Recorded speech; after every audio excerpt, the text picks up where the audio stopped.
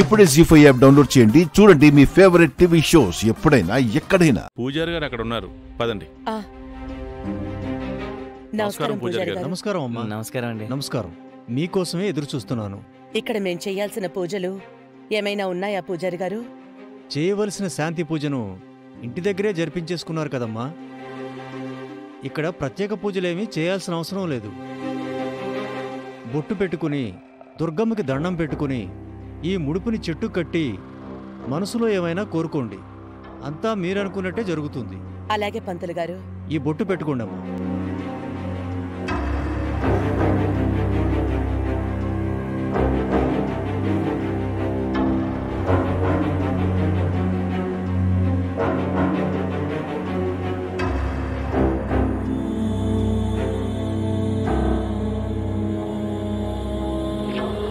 అమ్మా, ఈ ముడుపుని చెట్టు కట్టండమ్మా.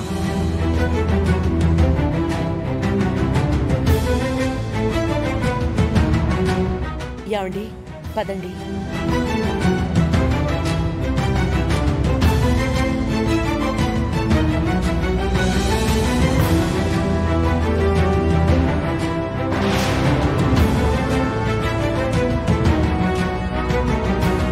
పూజారి గారు, చెప్పండమ్మా. మా కులదైవమైన అమ్మవారికి ఏదైనా ఆపద కలుగుతుందేమోనని అందరం కంగారు పడుతున్నాము. మా అమ్మవారికి ఏం జరగకుండా ఏమైనా కఠినమైన పూజలుంటే చెప్పండి, చెయ్యడానికి నేను సిద్ధంగా ఉన్నాను. మా ఇంటి కోసం మా ఆవిడ ఏమైనా చేస్తుంది పూజారి గారు. చెప్పాను కదమ్మా, దుష్టగ్రహ నివారణ హోమం మీరింటి దగ్గరే జరిపించేసుకున్నారు. ప్రస్తుతానికి ఇంకేమీ అవసరం లేదు. రాత్రంతా అమ్మవారిని సేవిస్తూ ఇక్కడ నిద్ర చేసి తెల్లవారుజామున వెళ్ళిపోండి. అంతా మంచే జరుగుతుంది. సరే పూజారి గారు. అమ్మా, ఇక నేను బయలుదేరతాను. వస్తానమ్మా. మంచిది పూజారి గారు.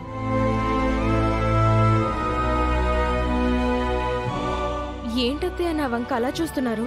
నీకు ఇంత భక్తిభావం ఉండడం నాకు చాలా ఆనందంగా ఉంది. అవునమ్మా, మీరింటి దగ్గర ఆగిపోకుండా మాతో పాటు రావడం మాకు సంతోషంగా అనిపించింది. మీ ఆచార సాంప్రదాయాలకి వారసులుగా మేము కొనసాగాలంటే మాలో ఇంత భక్తిభావం ఉండాలి కదా అత్తయ్య.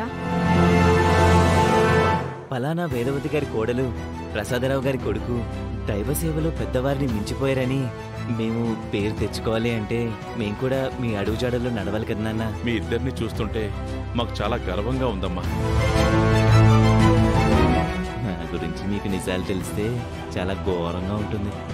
మీరెప్పుడు మన ఇంటి కట్టుబాట్ల విషయంలో ఇలాగే ఉండాలి. మీరు మా విషయంలో ధైర్యంగా ఉండండి. మీ పేరుని 10 కాలాలు నిలబెడతాం. ఈ మాట అన్నా చాలా సంతోషమమ్మా. మాట ఇవ్వడమే కాదు, ఆచరణలో పెట్టి చూపిస్తాం కూడా అమ్మా.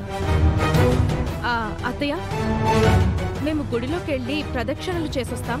సరేనమ్మా. రా కృష్ణ. జీ5 యాప్ డౌన్లోడ్ చేసి అన్ని ఎపిసోడ్స్ పూర్తి ఉచితంగా చూడండి.